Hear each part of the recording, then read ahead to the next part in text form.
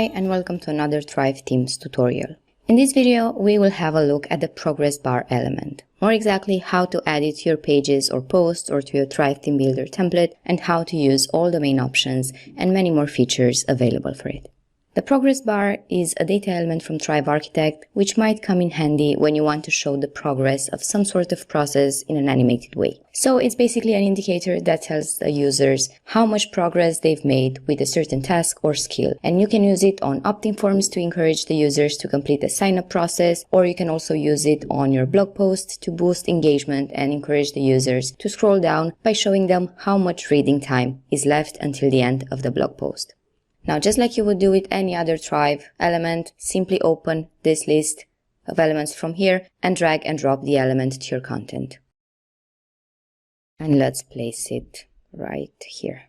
Now, once I did that, I was prompted with this template library with various designs to choose from. I'm going to go ahead and pick this second one from here, and now the element is added to my page and it's ready to be used. Right off the bat, you will notice that this first section of the left sidebar is the template one. And this allows you to go back into the template library and pick a different template for your progress bar. And now this is a step that you should do before you start customizing the element using the remaining options, because picking a new template will, of course, overwrite the already existing changes. Next, you can choose whether you want to have a simple or a node type of progress bar. Now, the simple one will just display a line that will fill up depending on the progress made so far, whilst the nodes one means that you have a progress bar that's split into several so-called nodes or steps that you can configure here. We will look into this later in the video. For now, I'm just going to start with the simple type of progress bar and showcase the options available for it, and then later on, we'll also have a look at the options available for the nodes type of progress bar. And this is something that you can also select directly from here when you're picking the template.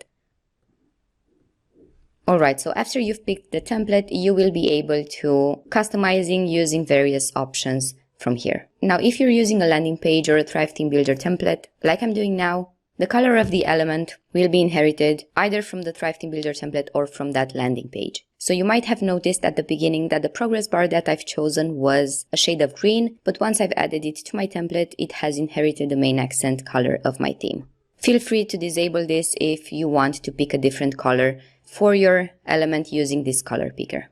Next, you have the option of displaying or not the label of the element from this toggle right here. But if you want, for example, to keep the label, but just edit the text, this can be easily done just by clicking on it and typing something else instead.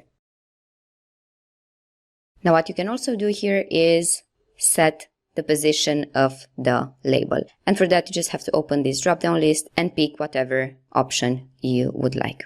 Now, this slider will allow you to change the height of the progress bar. And then in the following set of options, you will be able to set the amount of completed percentage of the progress bar. And this is how you adjust it in case of a static type of value that's selected right here. But you can also click here on this icon and set a dynamic value for your progress bar. And what this means is that the element supports dynamic data such as URL query strings, post variables, and cookie data to populate it. As this is a more complex feature, we have a separate article in our knowledge base which explains in depth how to use each of these options. But for the purpose of explaining the basic options of the element, I'm going to leave it set to a static value. Now let's have a look at the more advanced features of this element. So this option is already expanded. You can also have it like this in the left sidebar, but just go ahead and open this section. And now let's go through each of these options. Now, when this first toggle is active, you will be able to set the progress bar to fill up from the defined starting point, which you can set here, until it reaches the current progress that you set here using this slider or by inserting a numerical value in this field.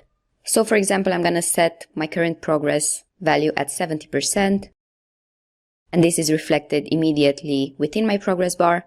I'm going to leave my start value at 15%, and I'm going to adjust the speed so that it will slowly and gradually fill up so that you can easily see this feature in action. Now let me just save my work and then preview this template.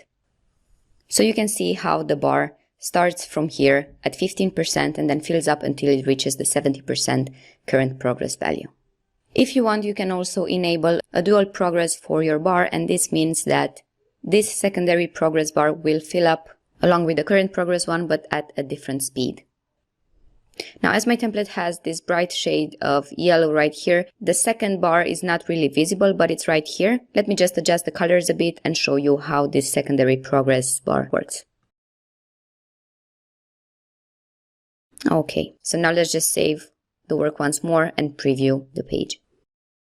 So this is how the two bars will animate with this secondary progress toggle enabled.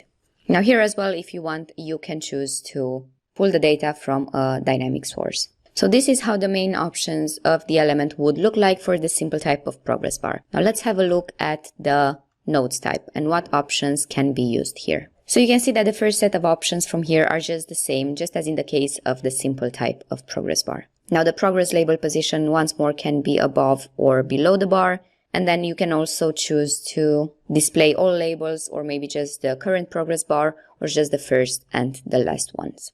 And now here in the nodes section, you can add as many nodes as you need for your progress bar and also give them names if you want. So you can see that I've renamed all my nodes. Now let me just display all the ones right here in the bottom side of my progress bar. And besides renaming them, you can also delete or rearrange them using this dotted line from here. Now here in the advanced section, once more, you can enable the dual progress feature if you want. Let's say that I'm going to set my current progress at 1, and then the secondary value I'm going to set at 3.5. Now, if I save and preview the page, you can see that the element will display the current progress as well as the following nodes that can be achieved.